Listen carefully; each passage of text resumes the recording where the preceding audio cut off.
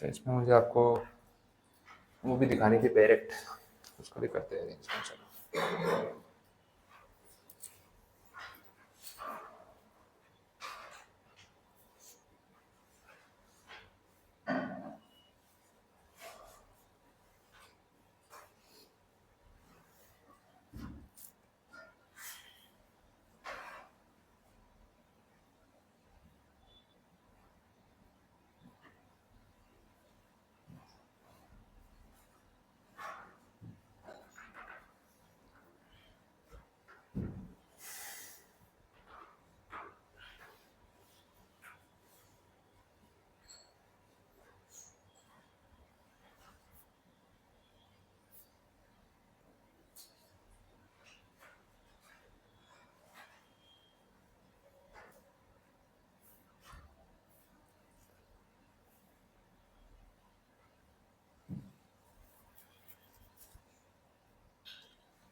चलिए देख लेते हैं। तो कंपनी लॉ की कल बात कर रहे थे, इंट्रोडक्शन में मैंने आपको कंपनीज एक्ट के बारे में काफ़ी चीज़ें बताई थी। अब यहाँ पे ये जो ओरिजिनल एक्ट है उसके ये उसकी फाइल है, तो किस तरीके से इसको प्रेजेंट किया जाता है, क्या चीज़ें इसमें होती है, थोड़ा एक लाइव अपने सिचुएशन देख लेते हैं तो उससे क्लैरिटी आ जाएगी। वैसे देखो, द कंपनीज एक्ट 2013, अब यहाँ पे सेक्शंस का अरेंजमेंट, कल मैंने आपको बताया था कि एक्ट में 29 चैप्टर्स हैं, 29 पार्ट्स में डिवाइडेड है और उसमें टोटल 470 सेक्शंस है। ये उसका इंडेक्स है। जैसे चैप्टर नंबर 1, इसका टाइटल है प्रिलिमिनरी, इसके अंदर 2 सेक्शंस है 1 और 2। वैसे ही चैप्टर नंबर 2, इसका टाइटल है incorporation of company and matters incidental thereto, और इसके अंदर ये कुछ सेक्शंस दे रखे हैं 3 से लेकर 22। इस तरीके से डिवीजन होता है, ये चलता रहेगा। चैप्टर नंबर 3 ऐसे करके, तो ये सारे सेक्शंस हैं आपके, इसका प्रेजेंटेशन है, देख लो पूरे से 470 सेक्शंस यहाँ पे मिलेंगे। आगे जाने देते हैं इसको।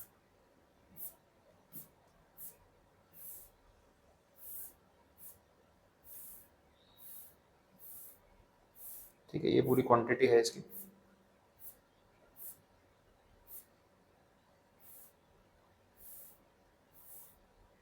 ये लास्ट आया 470।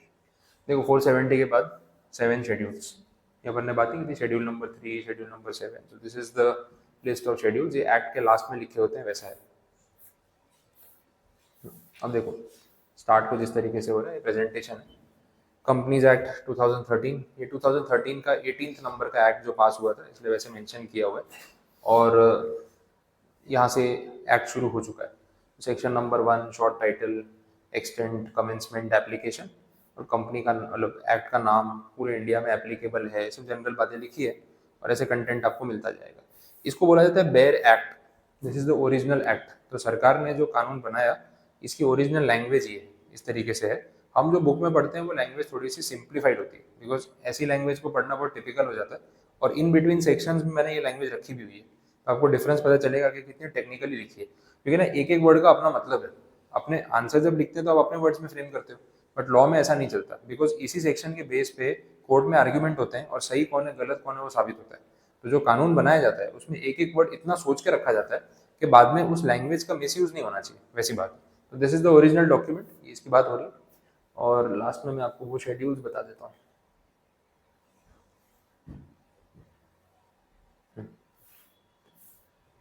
ये मैंने आपको बोला था schedule number 7 for CSR activity. CSR का सेक्शन आपने पढ़ा है 135, उसके साथ ये है शेड्यूल नंबर 7। शेड्यूल नंबर 7 में लिस्ट है कौन कौन सी एक्टिविटी के लिए आप काम करोगे, तो हम बोल सकते हैं कि भाई CSR में वो काउंट हो जाएगा। तो ये सारी एक्टिविटीज़ की लिस्ट दे रखी है। अब अपने भी कंटेंट में ये चीज़ पढ़ेंगे, नोट्स में भी आएगी, बट ये डायरेक्ट में इस तरीके से मेंशन की हुई है। तो ये प्रेजेंटेशन हो गया। शेड्यूल 3 देखते हैं, कुछ दिया हुआ है इसमें।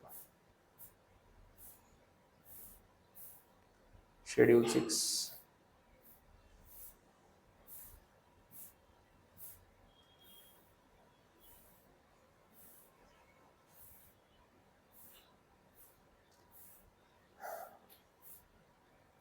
ये शेड्यूल 5 चल रहा है।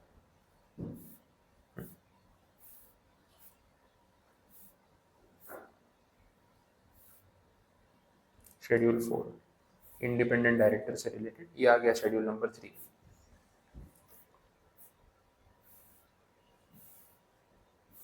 बैलेंस शीट, PNL, उसकी बातें होंगी यहाँ पे। PNL को प्रिपेयर करने के लिए आपको डिटेल्स बताई हुई है, वैसा है। जो भी आप PNL बैलेंस शीट बनाते हो, देखो वर्टिकल बैलेंस शीट का फॉर्मेट, प्रॉफिट एंड लॉस का फॉर्मेट, वैसे बैलेंस शीट का भी आएगा, तो काफ़ी डिटेल में होगा बिकॉज हर एक चीज़ बोली हुई है।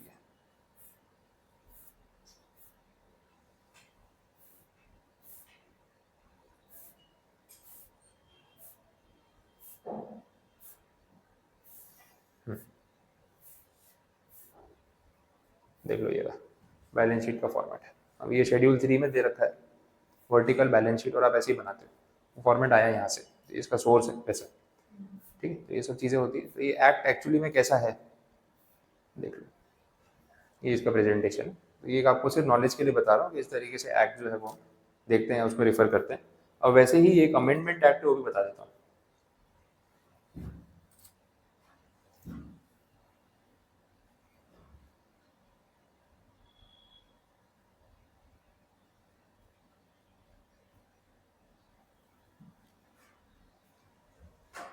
ये देख लो, कल बात नहीं हो रही थी अमेंडमेंट एक्ट की, जिसमें सिर्फ चेंजेस होते हैं और ये फुल एक्ट नहीं होता। This is amendment act. ये ऑफिशियल गैजेट ऑफ इंडिया में भी कहीं आपने अभी तक पढ़ा हो, ऑफिशियल गैजेट ऑफ इंडिया का ये प्रेजेंटेशन है, इसको बोलते हैं भारत का राजपत्र, the gadget of India. National emblem अपना, ठीक है, अशोक स्तंभ वाला 4 लाइन वाला, वो यहाँ पे दिखता है और इस तरीके का प्रेजेंटेशन होता है। अब देखो, this is the amendment act में डॉक्यूमेंट है सिर्फ 11 पेज का, ओरिजिनल डॉक्यूमेंट तो 300 पेज का था। अब इसके अंदर आपको पूरा एक्ट नहीं मिलेगा, इसमें से चेंजेस मिलेंगे, और वो चेंजेस देखो यहाँ से मालूम पड़ेंगे जिन सेक्शंस में उन्होंने अमेंडमेंट्स की। 31 जुलाई 2019 को आया, जिस सेक्शन में अमेंडमेंट की है वो मेंशन किया हुआ है, देखो अमेंडमेंट ऑफ सेक्शन 2, सेक्शन 2 में क्लॉज नंबर 41। तो बाकी के सेक्शन नहीं लिखे, जो चेंजेस वाला सेक्शन है सिर्फ वही लिखा है। फिर नेक्स्ट देख लो, नया सेक्शन ऐड किया 10 कैपिटल ए, तो उसकी बात कर ली। सेक्शन 12 ऐसे चलता रहेगा, सेक्शन 14, सेक्शन 26, सेक्शन 29 देख लो, 35, 53, सिर्फ चेंजेस यहाँ पे लिखे होते हैं। In section 53 sub section 3 the following sub section shall be substituted, तो जो वहाँ लिखा था उसके बदले अब ये वाला जो है वो यूज होगा, ऐसे क्लैरिफिकेशन दिया हुआ है। तो ऐसे अमेंडमेंट एक्ट आते रहते हैं और हमें इनको कंसिडर करना होता है वैसा। तो ये पॉइंट है, तो इस तरीके से प्रेजेंटेशन गवर्नमेंट करती है, वो हमें ध्यान रख के चलना है। अब बाकी चीज़ें देख लेते हैं, जो अपना कंटेंट था उसकी बात करते हैं।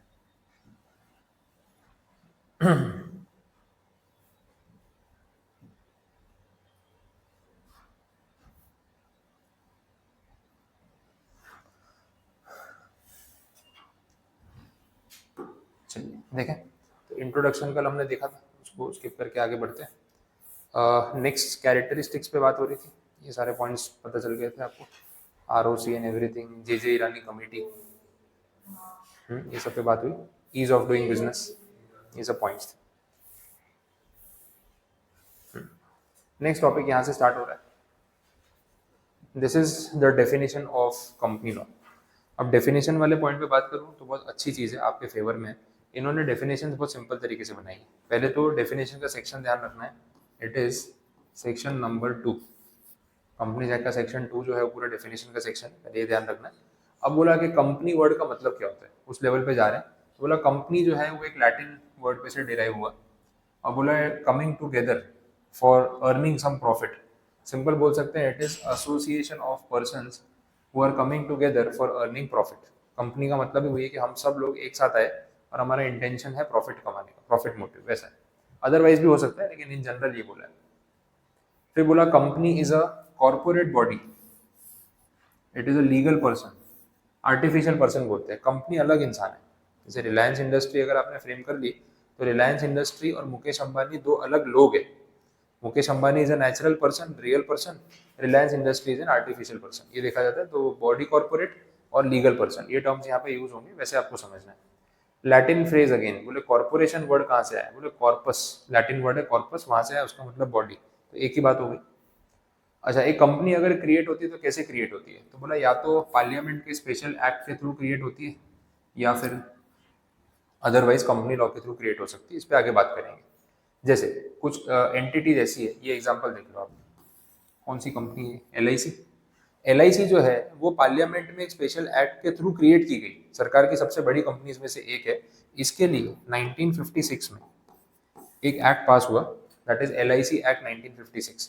देखो आपको और मुझे अगर एक कंपनी बनानी, मुझे कंपनी फ्रेम करनी है इग्नाइट एकेडमी प्राइवेट लिमिटेड, तो मैं पार्लियामेंट तो नहीं जाऊंगा, मेरे लिए वो लोग पार्लियामेंट में एक्ट पास करेंगे, उसके लिए मुझे MCA के पास या ROC के पास जाना पड़ेगा और वो मुझे कंपनी रजिस्टर करके देंगे। So that is called a registered company, जो नॉर्मली हर कोई कंपनी लॉ में क्रिएट करता है। लेकिन LIC, SBI, ये जो बड़ी बड़ी एंटिटीज हैं, इनके लिए पार्लियामेंट में सरकार ने स्पेशल कानून बनाया और उसके थ्रू इनको पास किया। अब LIC के ऊपर उसका खुद का एक्ट भी एप्लीकेबल है और जो रेगुलर कंपनी लॉ है वो भी एप्लीकेबल है, बट ओवरराइडिंग इफेक्ट किसका होगा? उसके खुद के एक्ट का। स्पेशल ट्रीटमेंट मिल रहा है ना, LIC के लिए पार्लियामेंट में अलग से कानून बनाया, तो वो सुपीरियर होगा और बाकी जनरल चीजें बाद में देखी जाएंगी। वैसा SBI के लिए भी सेम काम किया गवर्नमेंट ने, ठीक है। अब बाकी कंपनीज देख लो, टाटा है, रिलायंस है, ये सब कंपनीज नॉर्मली कंपनी लॉ में बनी, इनको पार्लियामेंट में कोई अलग स्टेटस नहीं मिला है। तो दो कैटेगरी हो गई, एक स्पेशल एक्ट ऑफ पार्लियामेंट या स्पेशल स्टेटस वाली कंपनी और एक रेगुलर कंपनी। रेगुलर मतलब जो ROC से बनी है वो, वैसे। अब देखो डेफिनेशन की जो बात कर रहा था, कंपनी को डिफाइन कहाँ पे किया? Section 2 clause number 20। और डेफिनेशन कितनी सिंपल है, a company means a company incorporated under this act. ये तो ऐसा लगता है आप में से किसी स्टूडेंट को ही दी होगी कंपनी। ये ऐसी डेफिनेशन है जो अपने को एग्जाम में आती नहीं है ना, पर लिखनी पड़ती है, अपन ऐसे लिख के आते हैं। बोले सर कंपनी क्या होता है? कंपनी वही जो रजिस्टर्ड है, खत्म। भाई कंपनी होता है क्या, समझाओ तो सही। बोले समझाना क्या है, company means a company incorporated under the act, खत्म हो गई बात। तो डेफिनेशन बहुत ही सिंपल है, ईजी है लिखने में, आपको याद नहीं करना पड़ेगा, आप अपने मन से लिखोगे तो भी ऐसे ही लिखोगे। सपोज नहीं आती है तो ऐसे लिख के आओगे, कुछ नहीं करना है इसमें। बट इसमें एक ध्यान देने वाली बात है, चलो जोक्स अपार्ट, एक सीरियस बात है यहाँ पे। Company incorporated under this act और under any previous company law, ये बात बहुत इंपॉर्टेंट है। इंटरप्रिटेशन का पावर बता रहा हूँ कि ध्यान कितना देना पड़ता है कानून में। Under any previous company law लिखना और ना लिखना, इसमें कितना फर्क आ जाता है वो समझो। अभी जो एक्ट चल रहा है वो कौन सा है?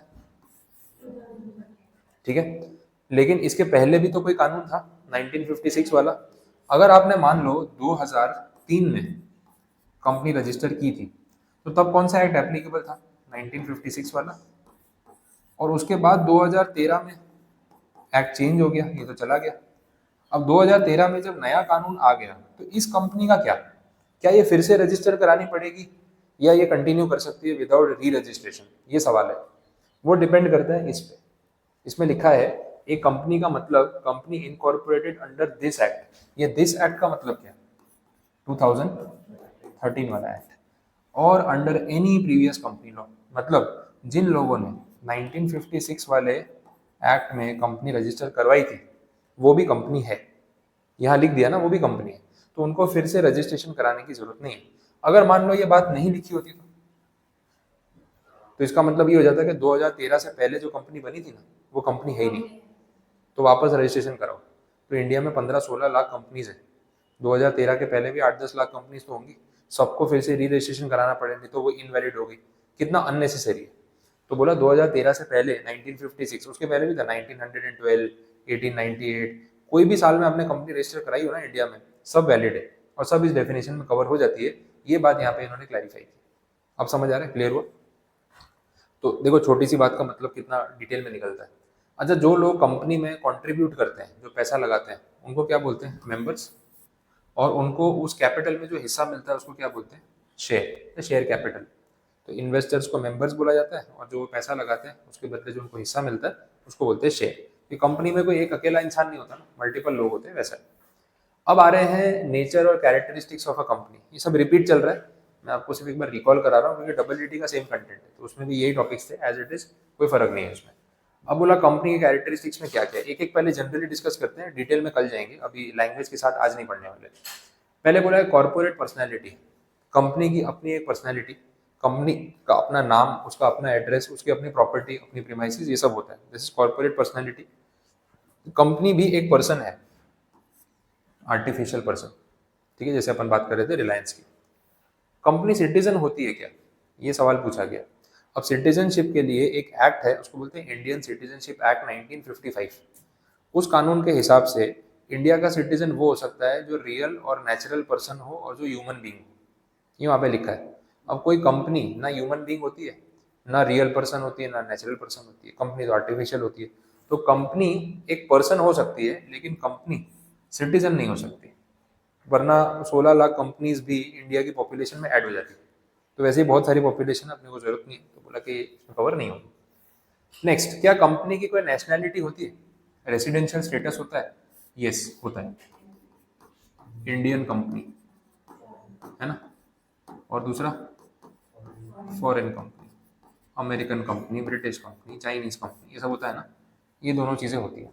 रेसिडेंशियल स्टेटस इनकम टैक्स के हिसाब से होता है, और नेशनैलिटी रजिस्ट्रेशन कहाँ पे करवाया है उस हिसाब से होता है। अभी गूगल है, तो गूगल का होम कंट्री तो यूएस है, लेकिन इंडिया में बिजनेस कर रहे हैं, तो वो फॉरेन कंपनी हो गई। लेकिन टाटा स्टील है, उसका मेन हेड ऑफिस इंडिया में है, वो इंडियन कंपनी हो गई। इस तरीके का बाइफर्केशन हो सकता है। कंपनी बनाने का सबसे best part, advantage, liability is limited.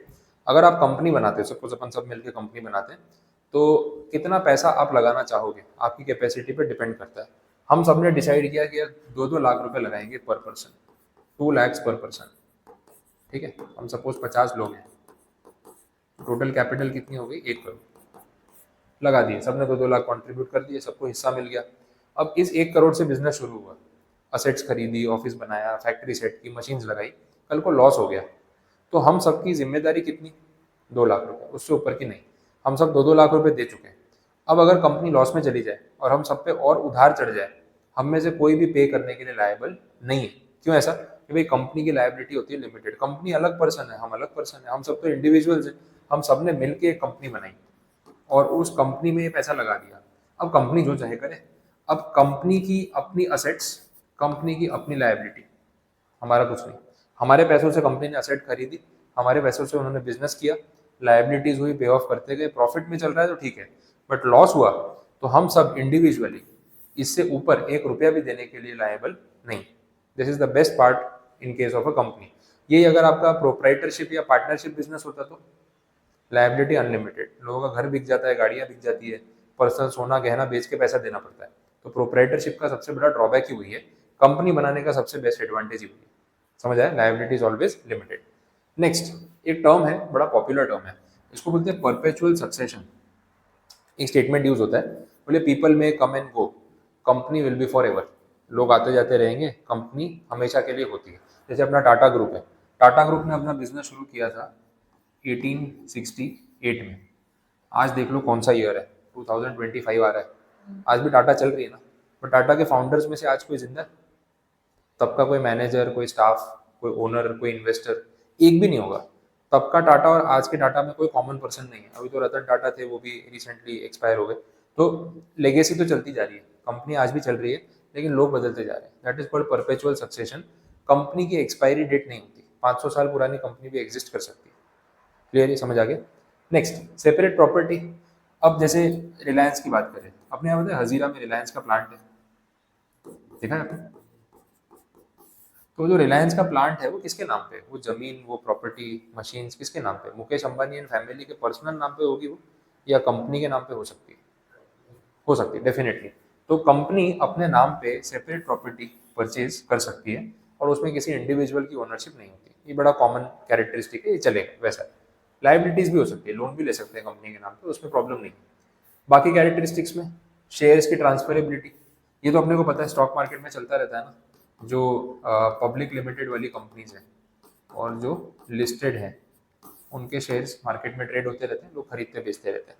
Private company के शेयर ट्रांसफर कर सकते हैं क्या? कर सकते हैं, लेकिन स्टॉक एक्सचेंज पे नहीं, 1 to 1 पर्सनली, तो कुछ रिस्ट्रिक्शन होते हैं, बट कर सकते हैं। प्राइवेट कंपनी में भी पॉसिबल है। क्या एक कंपनी किसी पे केस फाइल कर सकती है? आप कंपनी पे केस कर सकते हो, टाटा स्टील पे केस करना है आपको, टाटा मोटर्स पे केस करना है, हो सकता है, पॉसिबल है, कर सकते हैं। तो स्यू करने का मतलब होता है लीगल एक्शन लेना। कैपेसिटी टू स्यू मतलब कंपनी किसी पे केस फाइल कर सके, एंड वाइस वर्सा, आप कंपनी पे केस फाइल कर सको, इट इज ओके। एक कंपनी दूसरी कंपनी में भी केस फाइल कर सकती है, बड़ा कॉमन है, उसमें कोई प्रॉब्लम नहीं है।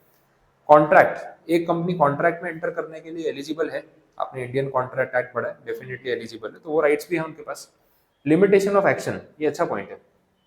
लिमिटेशन ऑफ एक्शन, कंपनी के पावर्स लिमिटेड होते हैं, डिफाइंड होते हैं, और ये सब कहाँ लिखा होता है, उसके 2 डॉक्यूमेंट्स हैं। एक है मेमोरेंडम ऑफ एसोसिएशन, एक है आर्टिकल्स ऑफ एसोसिएशन। ठीक है, क्लियर हुआ? मेमोरेंडम एंड आर्टिकल्स, ये आपने कुछ सुना होगा इसके बारे में।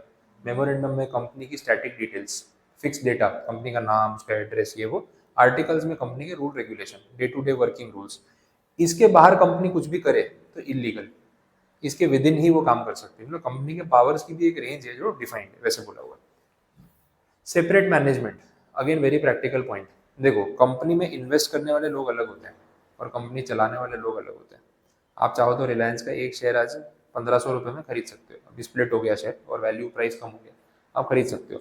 तो आपने शेयर खरीद लिया तो कल से रिलायंस आप ही चलाओगे। एक शेयर खरीदा, कल मुंबई चले गए, वर्ली में मुंबई में बहुत बड़ा ऑफिस है रिलायंस का, सी फेसिंग ऑफिस है, मुकेश अंबानी के चेयर के बाजू में आपने अपनी चेयर लगवा दी, बोले मैं भी कंपनी का मालिक हूँ, 1500 रुपये मालिक बन गए। बोले हाँ, एक शेयर होल्डर भी तो मालिक होता है, बोले एक ही शेयर है, मैं भी साथ में बैठूंगा, आज से देखूंगा क्या बिजनेस है, जियो के प्लान वन थोड़े महंगे हो गए, कुछ डिस्काउंट देना पड़ेगा, मेरे को रिचार्ज महंगा पड़ रहा है, ठीक है, सब कुछ चेंज कर दिया आपने, कर सकते हैं सर?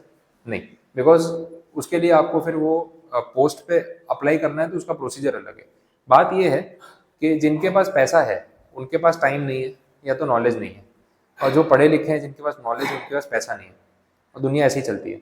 आप सब लोग इन्वेस्टर और आपके पास पैसे बहुत पड़े हुए हैं, होगा आपके पेरेंट्स ने, ग्रैंड पेरेंट्स ने, वो गाँव में ज़मीनें ले रखी होगी, आजकल सोशल मीडिया में जोक चलता है ना, बोले दादाजी ने वो ज़मीन नहीं बेची होती तो आज हम भी करोड़पति होते, ठीक है, वैसा है, वही 1500 रुपये ज़मीन बेच दिया, देखो क्या हालत है, सबके दादाजी ने वही किया।